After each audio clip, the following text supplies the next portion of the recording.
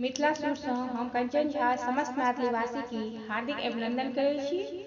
और काल्हि तुषारी पाबनि अइ, संगे साँझ पाबनि सेहो होइए। तो ओहिमे गाबै वाला एकटा मेहसबानी गीत अपने सबके गाबि कऽ सुनबै छी।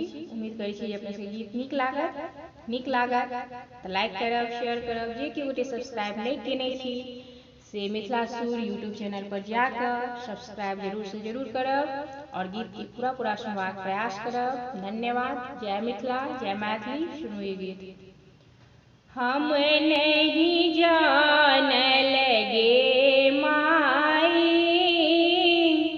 एहन बूढ़ बड़ नारद लता, एहन बूढ़ बड़ नारद लता, झूठो केलनि बड़ाई।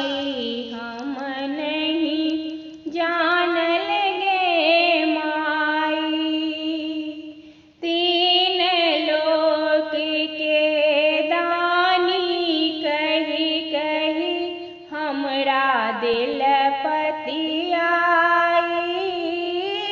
तीन लोक के दानी कही कही हमरा दिल पतियाई। चारिम पन में भीख मंगै छथि, चारिम पन में भीख मंगै छथि, डिम डिम डमरू बजाई।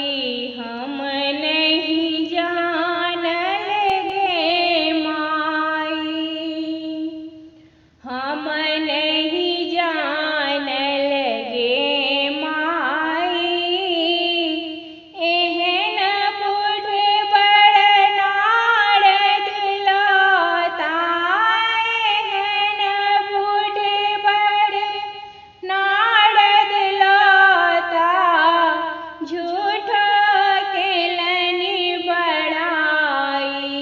हम नहीं जानल गे माई। एक दिस गौरी के मुँह तकै छी, दोसर बूढ़ जमाई।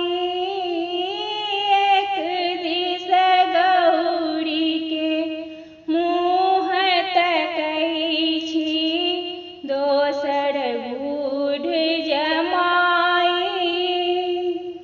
एक मन होइए डूबी धस जइतौं, एक मन होइए डूबी धस जइतौं, मरितौं जहर विष खाई। हम नहीं जानल गे माई,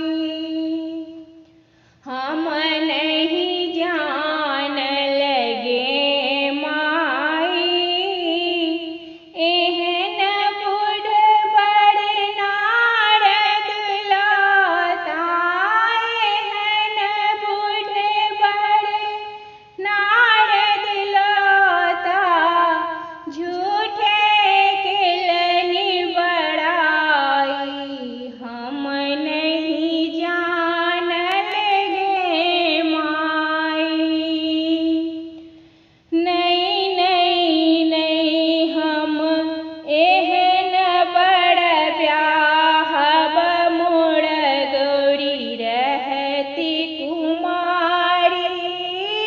नहीं हम एहन बड़ ब्याहब, मोर गौरी रहती कुमारी।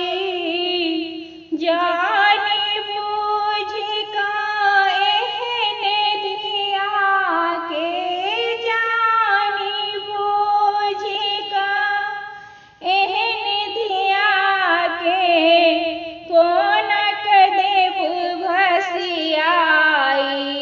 हम नहीं जानल गे माई, हम